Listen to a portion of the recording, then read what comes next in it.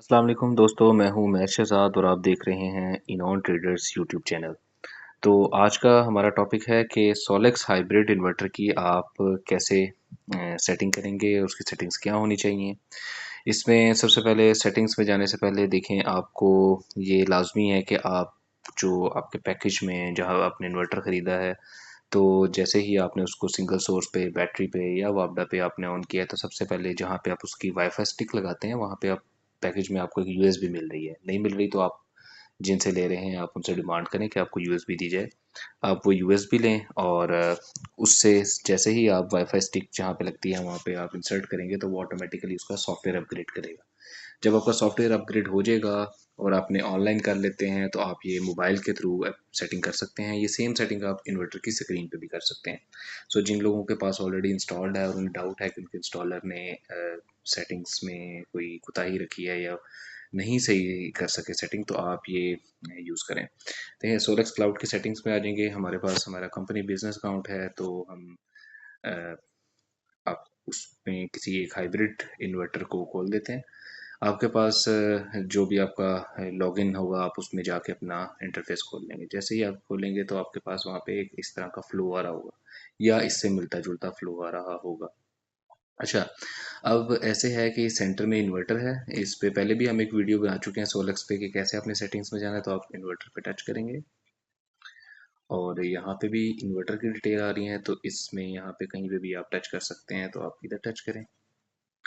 अब यहाँ पे बॉटम टॉप राइट पे थ्री डॉट के जो निशान आ रहे हैं आप इन पे टच करेंगे और सेटिंग्स में आ जाएंगे। अनबाइंड नहीं करना। अनबाइंड का मतलब है आप अपनी डिवाइस को आपके जो लोकल वाईफाई है उससे डिस्कनेक्ट कर रहे हैं। बहरहाल हम यहाँ पे आ जाएंगे। जितनी भी सेटिंग्स हैं वैसे रिकमेंड की जाती हैं कि आप सबसे पहले सिस्टम को यहाँ से ऑफ करें और फिर सेटिंग करें।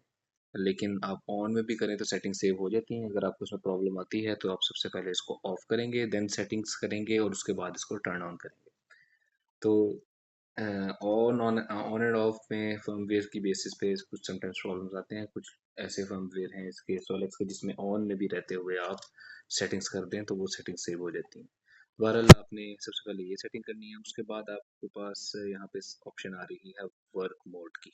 वर्क मोड सेलेक्ट करेंगे। देखें यहाँ पे मल्टीपल मोड्स हैं, S U B, S P U, M K S, force time use. तो आप यहाँ पे एस यू बी मोड रखेंगे। देखें, एस यू बी मोड में आप सोलर के साथ ग्रिड शेयरिंग करते हैं और बैटरीज को बैकअप के तौर पर इस्तेमाल करते हैं। अगर बैटरी नहीं भी लगा रहे तो भी आप एस यू बी मोड ही सिलेक्ट करेंगे। S U B mode select करने के बाद आप आ जाएंगे ग्रिड एक्सपोर्ट के ऊपर। ग्रिड एक्सपोर्ट का मतलब है कि अगर आपके पास नेट मीटिंग है तो आप इसको एक्सपोर्ट पे सेट कर देंगे। अगर आपके पास नेट मीटिंग नहीं है तो आप इसे जीरो एक्सपोर्ट पे ही रखेंगे और ओके कर देंगे यहाँ से।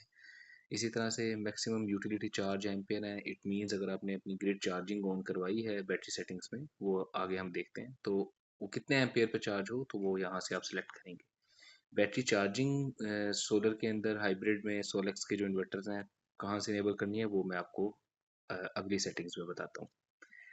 जी, ये है जी अगली सेटिंग, बैटरी सेटिंग्स। आप बैटरी सेटिंग में ड्रॉप डाउन मेन्यू में टच करेंगे। अब यहाँ पे आपके पास मल्टीपल आ रही हैं। अगर आप फ्लडेड करते हैं, एजीएम या ट्यूबुलर बैटरी सेलेक्ट कर रहे हैं, या आप कर सकते हैं। इसमें हमने यूज़र डिफाइन इसलिए किया कि थोड़ी डिफरेंट बैटरी थी, तो उसके हिसाब से लेड एसिड बैटरी यहाँ पे हमने इस्तेमाल किया। सिंपल ट्यूबुलर नहीं है सिस्टम में ये, इसलिए हमने यूज़र डिफाइन में इसकी मैनुअली सेटिंग की है। अदरवाइज आप यहाँ से ट्यूबुलर की सेटिंग्स भी कर सकते हैं। पर अब यूज़र डिफाइन में आ गए हैं। हमने इसके मैक्सिमम चार्ज वोल्टेज 54 रखे हैं। इसको हम 55 भी कर सकते हैं। फिर से मैंने इसे भी 55 किया है तो ये साथ ही सेव भी हो गई सेटिंग। और इसमें जो फ्लोट वोल्टेज आ रहे हैं आपके पास, ये देखिए सेटिंग सक्सेस होगी, इट मीन्स ये हो गई है सेटिंग। तो यहाँ पे फ्लोट वोल्टेज 54 है। लेड एसिड में 54 ही रखने चाहिए। अगर आपके पास ट्यूबुलर है तो आप इसे 55.2 रखते हैं।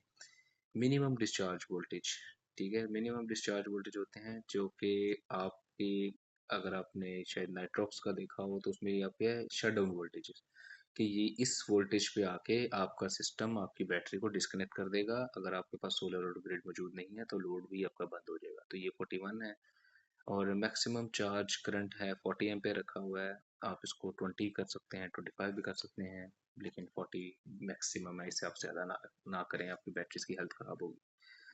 उसके बाद आ जाते हैं जी मैक्सिमम डिस्चार्ज करंट के। जब बैटरी पे लोड आए तो बैटरीज कितने एम्पियर्स अलाउ करें, आप यहाँ पे ये सिलेक्ट कर सकते हैं। इसको आप 125 भी कर सकते हैं। इट डिपेंड्स कि आपकी जो प्रोटेक्शन है इन्वर्टर की, जिसमें आपने जो कि अपने सर्किट ब्रेकर इस्तेमाल किया वो कितने एम्पेयर का है। अगर आप इसे अपने प्रोटेक्शन के सर्किट ब्रेकर से ज़्यादा एम्पेयर पे सिलेक्ट करेंगे तो ऑब्वियसली आपका ब्रेकर भी ट्रिप कर जाएगा। अच्छा, पीवी 400 जहाँ पे मैं आपको कह रहा था कि ग्रिड से चार्ज करें या वापडा से मतलब सोलर से चार्ज करें या फिर ग्रिड से चार्ज करें, तो वो यहाँ पे आप सिलेक्ट कर सकते हैं ओनली पीवी, मतलब सिर्फ सोलर पैनल से चार्ज करेगी बैटरी। आप चाहते हैं कि नहीं पहले सोलर पैनल करे और अगर सोलर पैनल मौजूद नहीं है तो ग्रिड करे, तो आप ये कर सकते हैं। अगर आप कहते हैं दोनों साइमल्टेनियसली भी करें या एट द टाइम दोनों अवेलेबल हैं तो दोनों चार्जिंग कर सकते हैं, तो आप दोनों से भी करा सकते हैं। तो ये है चार्ज सोर्स की जो भी आप सेटिंग करेंगे उसको आप यहाँ से ओके करने के बाद सेव करना लाजमी है, अदरवाइज वो सेटिंग सेव नहीं होगी। ये जो सेव बना हुआ है, ये सारा जो सेव के निशान है आपको यहाँ पे टच करना है, फिर सेटिंग सेव होगी। अच्छा, हम इसको मेन्यू को बंद करते हैं। अगली सेटिंग है आपकी स्मार्ट लोड की सेटिंग। स्मार्ट लोड सेटिंग्स में आएंगे तो यहाँ पे आपने लिखा रहा है स्मार्ट लोड है। ये बेसिकली जो पोर्ट है हमारी स्मार्ट लोड की, उसको उस पर अगर हम जनरेटर कनेक्ट कर रहे हैं तो जनरेटर को सिलेक्ट करेंगे, लोड कनेक्ट कर रहे हैं तो लोड को सिलेक्ट करेंगे। तो हमने यहाँ से पे क्योंकि लोड कनेक्ट किया तो लोड को सिलेक्ट कर लिया। और जो हमारे पास स्मार्ट लोड वोल्टेज हैं कि कितने बैटरी के वोल्टेज हो जाएं तो आपकी स्मार्ट लोड की जो पोर्ट है वो लोड को कट ऑफ कर दे। तो हमने इस पे कट ऑफ वोल्टेज रखे हुए हैं 47 के। अगर बैटरी वोल्टेज जो हमारा बैटरी पैक है 4 बैटरीज का 48 वोल्ट का, अगर वो 47 पे आ जाता है तो वो स्मार्ट लोड को बंद कर दे, ताकि हमारी टोटल शटडाउन से हम बच जाए और जो हमारा नेसेसरी लोड है वो चलता रहे। और smart load battery on voltage है। बैटरी ऑन वोल्टेज का मतलब ये है कि अगर आपने वो ऑन ग्रिड ऑलवेज ऑन का फंक्शन नहीं रखा हुआ, आप चाहते हैं कि जब इतने वोल्टेज पहुंचे तो ही ऑन करे, तो ये वर्क करेगा। अदरवाइज आप इसको 54 भी रख सकते हैं, 53 भी रख सकते हैं। ये 47 वोल्ट्स आपका यहाँ पे मोस्ट यूजफुल कंपोनेंट है।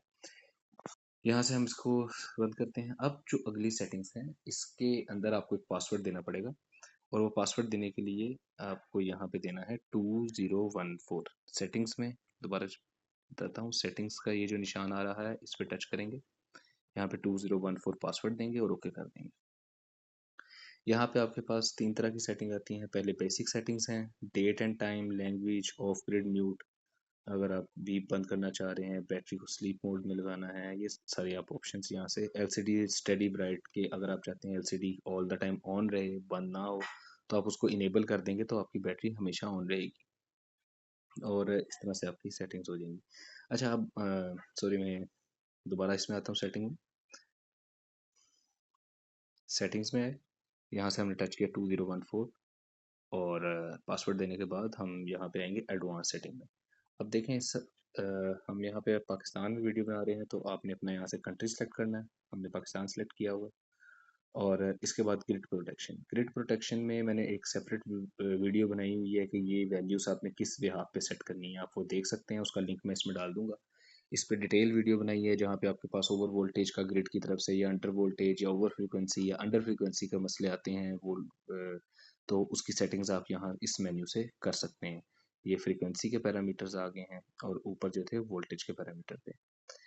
इससे जो अगला फंक्शन है that is active power control. ये बहुत ज़बरदस्त फंक्शन है, आप इसको अगर इस्तेमाल करें। देखें, इसमें ऐसे है कि जिसके पास नेट मीटरिंग नहीं है लेकिन उनको ये कंफर्म है कि हमारा लोड इतना चलता है, ये सिंगल फेज इन्वर्टर है। अगर आपके पास 3 फेज ऑन ग्रिड इन्वर्टर भी हैं तो आप उसके ऊपर अपने सोलर की प्रोडक्शन जो है कंट्रोल कर सकते हैं। आप चाहते हैं कि जो पावर है वो सिर्फ 5000 वाट बने। अगर आपका 10 किलो वाट का इन्वर्टर है तो आप इसको 50% पे रख देंगे, तो मतलब यहाँ से आप अपनी पावर लिमिट लगा सकते हैं। रिएक्टिव पावर कंट्रोल का छेड़ने की जरूरत नहीं है, ये ऑलरेडी डिसेबल है। पीवी कनेक्शन है मल्टी मल्टी, इट मींस इसके पास इन द जो इन्वर्टर है इसमें मल्टी एमपीपीटीज हैं, एक से ज़्यादा एमपीपीटीज हैं। और इसमें जो नीचे पैरामीटर्स हैं ये आपको छेड़ने की ज़रूरत नहीं है अनलेस कि आपके पास बहुत एडवांस नॉलेज है। मैं भी आपको इसमें नहीं समझा रहा। हाँ, यहाँ पे पैरेलल सेटिंग्स का आपको बता देता हूँ कि अगर आपके पास एक से ज़्यादा इन्वर्टर हैं तो आप यहाँ पे आके एक को मास्टर देंगे, सेव करेंगे और दूसरे इन्वर्टर को दोबारा जाके उसमें स्लेव सेलेक्ट करेंगे। और इनको आपने यहाँ से 01 और 02 एड्रेस कोड भी देना है, तो ये देंगे लाजमी। मिसाल के तौर पर आपने मास्टर सेलेक्ट किया यहाँ पे तो उसको आप 01 दे दें, दूसरे इन्वर्टर में आपने स्लेव किया तो उसको 02 पैरेलल नंबर्स दे दें। और आपकी कम्युनिकेशन की जो वायर्स हैं पैरेलल की, ये भी आपस में कनेक्ट होनी चाहिए।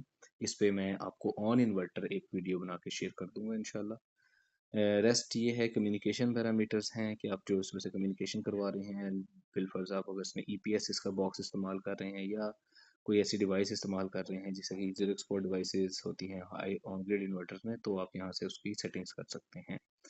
ये थी जी आज की एक शॉर्ट सी वीडियो। मैं उम्मीद करता हूँ कि आपको पसंद आई होगी, और अगर आपको इसमें फिर भी कोई इशू होता है तो आप पूछ सकते हैं। और देखें, यहाँ पे मैंने इस वीडियो में सबसे पहले बात की थी सॉफ्टवेयर अपग्रेड करने की, तो इसका अपग्रेड डन का स्टेटस आ रहा है। यूजुअली जब आप नया इन्वर्टर लेते हैं तो ये सॉफ्टवेयर अपग्रेडेड नहीं होता। आप सॉफ्टवेयर का जो वर्जन है यहाँ पे वो भी देख सकते हैं। तो आपने जो यूएसबी इसीलिए दी जा रही है, आप उसको देखें और उसको यूज़ करें आपकी वाईफाई स्टिक की पोर्ट में, ताकि आपको जो सॉफ्टवेयर है वो अपग्रेड हो जाए। और आप इसको डिवाइस को अपडेट यहाँ से भी कर सकते हैं, लेकिन मैं अभी आपको रिकमेंड नहीं करूँगा क्योंकि मैंने अभी इसको यहाँ पे ट्राई नहीं किया। आप यूएसबी को ही इस्तेमाल करें इन्वर्टर के साथ। आई होप कि वीडियो अच्छी लगी होगी। कोई आपका सवाल है आप पूछें, और अगर आपको लगता है किसी पर्टिकुलर टॉपिक पे वीडियो बनानी चाहिए तो मुझे वो भी बताइएगा। बहुत शुक्रिया। अल्लाह हाफिज़।